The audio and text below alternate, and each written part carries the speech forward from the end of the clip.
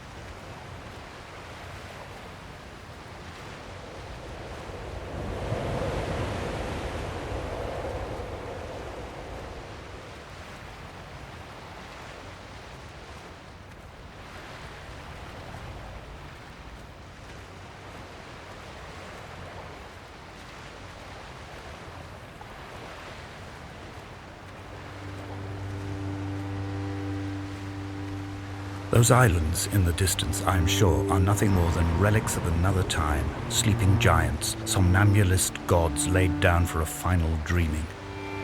I wash the sand from my lips and grip my wrist ever more tightly. My shaking arms will not support my fading diaries.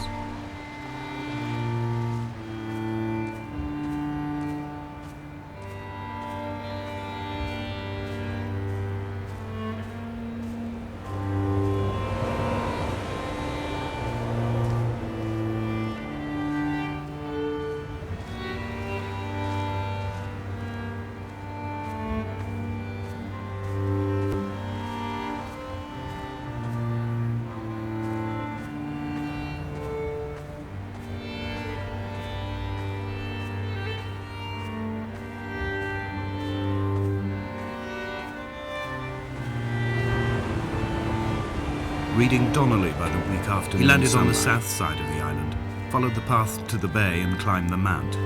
He did not find the caves, and he did not chart the north side. I think this is why his understanding of the island is flawed, incomplete. He stood on the mount and only wondered momentarily how to descend, but then he didn't have my reasons.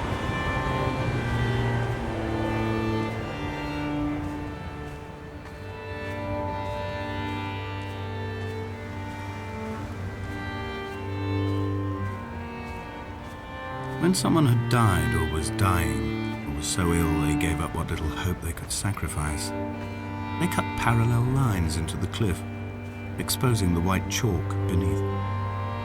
You could see them from the mainland or the fishing boat, and know to send aid or impose a cordon of protection, and wait a generation until whatever pestilence stalked the cliff paths died along with its hosts. My lines are just for this: to keep any would-be rescuers at bay. The infection is not simply of the flesh.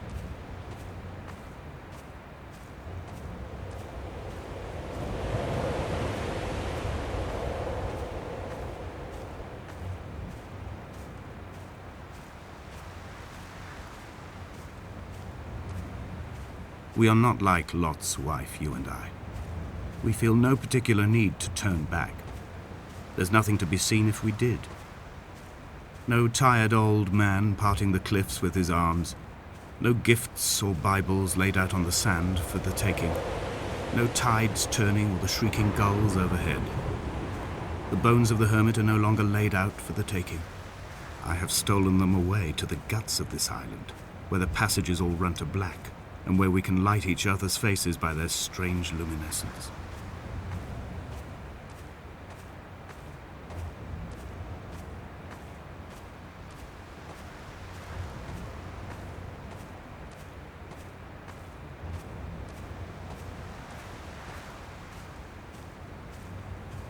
Dear Esther, I met Paul. I made my own little pilgrimage. My Damascus, a small semi-detached on the outskirts of Wolverhampton.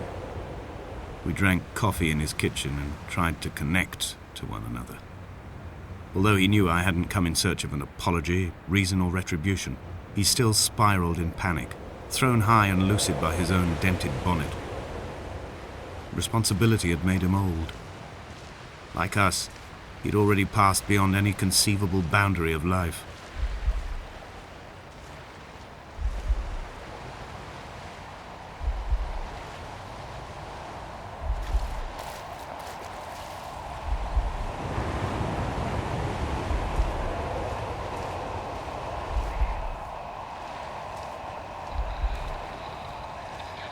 I would leave you presents outside your retreat in this interim space between cliff and beach.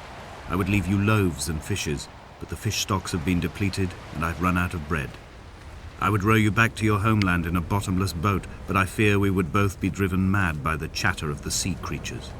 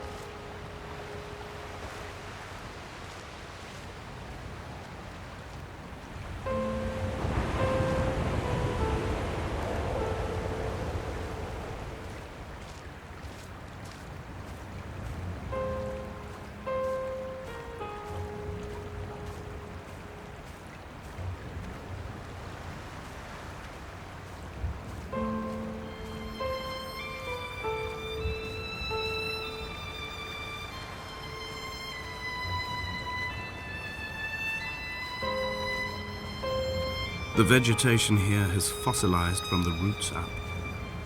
To think they once grazed animals here, the remnants of occupation being evidence to that. It is all sick to death. The water is too polluted for the fish, the sky is too thin for the birds, and the soil is cut with the bones of hermits and shepherds.